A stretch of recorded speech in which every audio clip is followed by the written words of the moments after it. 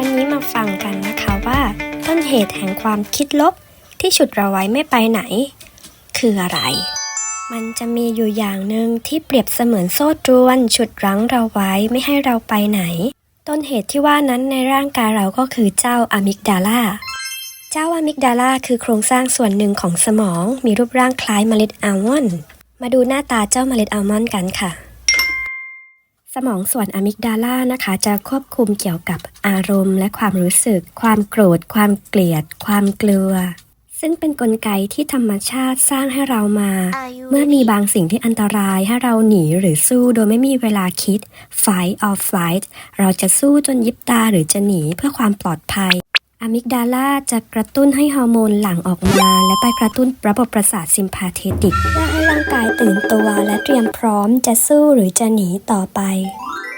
สมองของมนุษย์เราจะมีส่วนประกอบ3ส่วนในสุดหรือก้านสมองจะควบคุมเกี่ยวกับสัญชาตญาณถัดไปเป็นส่วนกลางจะควบคุมเกี่ยวกับความรู้สึกและส่วนสุดท้ายคือส่วนหน้าถ้าเราเอามือจับหน้าผากมันจะอยู่หลังตรงนั้นจะมีเฉพาะในมนุษย์เท่านั้นเป็นส่วนควบคุมตรรกะและเหตุผลดังนั้นสมองส่วนรับรู้ความรู้สึกของสัตว์ตอบสนองไวมากหากแมวตกใจก็จะวิ่งทันทีแต่มนุษย์เราจะมีสมองส่วนนอกหรือส่วนหน้าทำให้เรามีสติสัมปชัญญะใช้ตรรกะและเหตุผลในการตัดสินใจทำสิ่งที่ถูกที่ควรเจ้าอะมิกดาลาจะเริ่มทำงานเมื่อไหร่จะเริ่มทำงานเมื่อรู้สึกว่ามีเหตุการณ์ที่ไม่น่าไว้วางใจเกิดขึ้น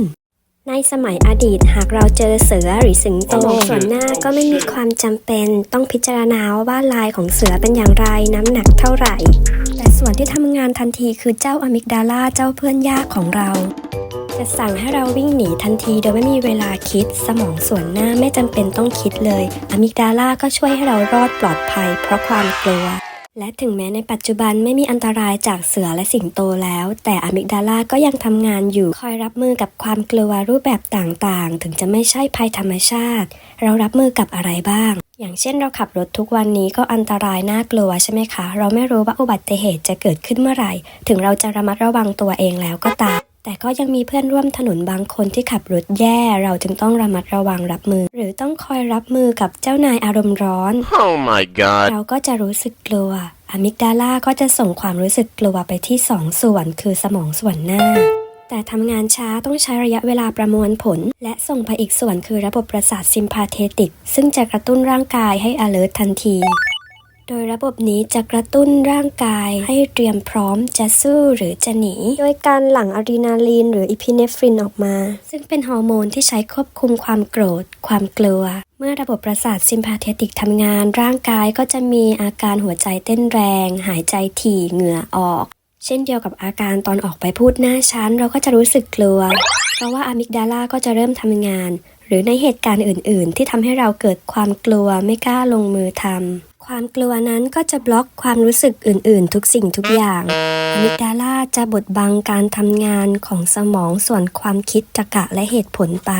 หากเราไม่ระงับความกลัวนั้นก็จะเกิดอะมิกดาลาไฮแจ็คหากแปลจากภาษาอังกฤษเป็นภาษาไทยหลายคนก็คงรู้จักหมายถึงการจี้หรือการปล้นเครื่องบินการเข้าควบคุมทุกสิ่งทุกอย่างดังนั้นอะมิกดาลาไฮแจ็คคือการเข้าควบคุมสมองส่วนเหตุผลทำให้เรากลัวจนเกินไปไม่กล้าลงมือทำอะไรอาจทำให้พลาดโอกาสได้วันนี้จะแนะนำวิธีการควบคุมเจ้าอะมิกดาลาให้อยู่หมัดเพื่อไม่ให้ควบคุมสมองด้านเหตุผลเพราะหากเราไม่จัดการความกลัวจะทำให้ทุกครั้งที่มีความกลัวร่างกายจะหลั่งอะดรีนาลีนและคอร์ติซอลออกมาบ่อยทำให้ส่งผลเสียต่อร่างกายเกิดความเครียดเรื้อรังโรคหัวใจความดันโลหิตสูงเป็นต้นเราต้องจัดการอะมิกดาลาไม่ให้เกิดการควบคุมทุกสิ่งทุกอย่างก่อนที่จะเป็นอะมิกดาลาไฮแจ็คโดยอย่าปลุกอะมิกดาลาขึ้นมาไม่งั้นจะเป็นการดึงดูดความกลัวพลังงานลบเข้ามาเรื่อยๆโดยมีทฤษฎีหนึ่งเรียกว่ากฎ17วินาทีโดยอับราฮัมฮิกส์นะคะ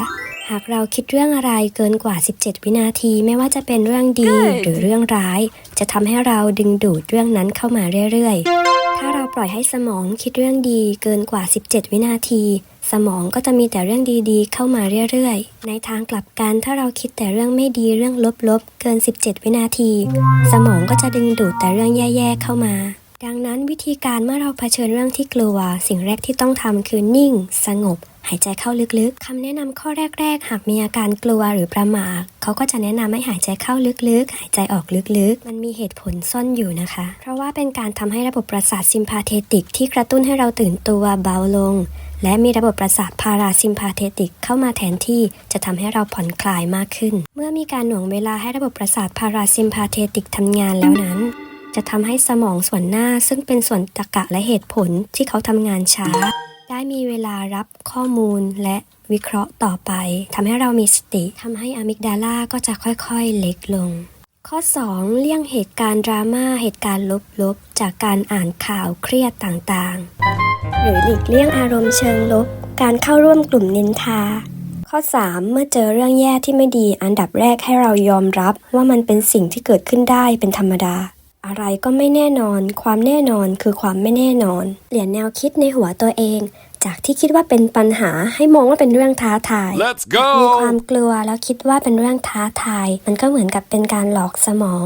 ทำให้รู้สึกว่าเราอยากลองทำดูหากอยากเปลี่ยนตัวเองเราต้องหลอกสมองให้ทำอย่างต่อเนื่องโดยการค่อยๆทำค่อยๆเป็นค่อยๆไปอย่าปลุกให้อะมิกดาลารู้ตัวเพราะอะมิกดาลาจะทำงานเมื่อมันรู้สึกว่ามีภัยคุกคามภัยอันตรายเกิดขึ้นกับร่างกาย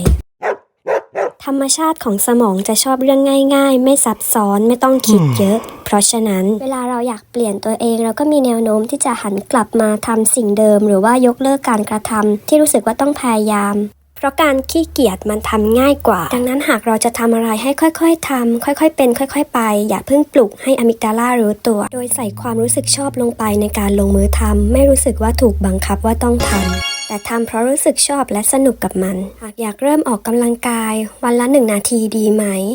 แล้วก็ค่อยขยับเป็น3 นาที5 นาทีหรือจะลองอยากนั่งสมาธิดูเพื่อปรับสมองของเราฟังดูเหมือนง่ายแต่ก็ไม่ง่ายแต่ก็ไม่ยากเราก็อาจจะค่อยๆเพิ่มระยะเวลาไม่งั้นถ้าเกิดว่าอยู่ๆอยากนั่งสมาธิ10 นาทีเลยวันแรกแค่ฟังก็รู้สึกว่ายากเหนื่อยไม่อยากทำแล้วใช่ไหมคะเจ้าอะมิกดาลาก็อาจจะถูกปลุกขึ้นมาเพราะรู้สึกว่าเป็นภัยคุกคามทำไมฉันต้องมาฝืนใจทำอะไรที่ยุ่งยากตั้ง10 นาทีเนี่ยดังนั้นค่อยๆเพิ่มเวลาดีกว่าปัจจัยต่อมาที่จะเล่าให้ฟังเป็นเรื่องของความทรงจำในอดีตที่อาจจะปลุกเจ้าอะมิกดาลาขึ้นมาได้เพราะอะมิกดาลามีหน้าที่อีกอย่างหนึ่งคือจดจำข้อมูลโดยทำงานร่วมกับฮิปโปแคมปัสสมองส่วนรวบรวมความทรงจำระยะยาวอะมิกดาลาก็จะจดจำข้อมูลว่าเหตุการณ์ที่เราอยากทำนั้นดีหรือแย่ในอดีตหากเกิดเหตุการณ์ที่ใกล้เคียงขึ้นมาอีกสมองก็จะจำไปแล้วว่าเป็นเรื่องไม่ดีฝังใจไปแล้วเหตุการณ์นี้มันไม่ดีนะมันเป็นภัยคุกคามต่อเราในอดีตเราก็กลัวไม่อยากจะทำมันเพราะมันแย่ฝังใจไปแล้วทีนี้เรามีวิธีแก้หลอกสมอง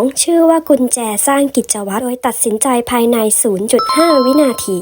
สมองจะใช้เวลา 0.5 วินาทีในการตัดสินใจว่าชอบหรือไม่ชอบอะไรจากอดีตจากประสบการณ์วิธีแก้ให้สมองเราไม่ทันคิดอย่าใช้เวลาคิดเกิน 0.5 วินาทีอย่าปล่อยให้สมองมีเวลาดึงความทรงจำแย่ๆขึ้นมาจนทำให้เรากลัวและไม่อยากทำมันอีกเมื่อเรารู้ดังนั้นเราจึงโกงเวลาสมองตัดวงจรไม่ทันให้สมองดึงส่วนแย่ๆขึ้นมาโดยให้ตัดสินใจทันทีและคิดว่าลองทำดู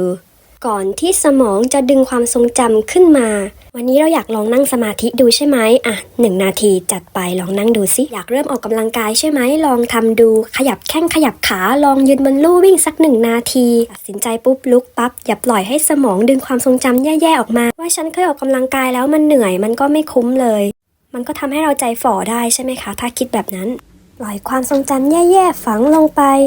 ยังไงก็ลองทำดูนะคะแล้วเราก็จะค่อยๆเปลี่ยนตัวเองได้ขอบคุณที่เข้ามารับชมรับฟังเป็นกำลังใจให้กันค่ะ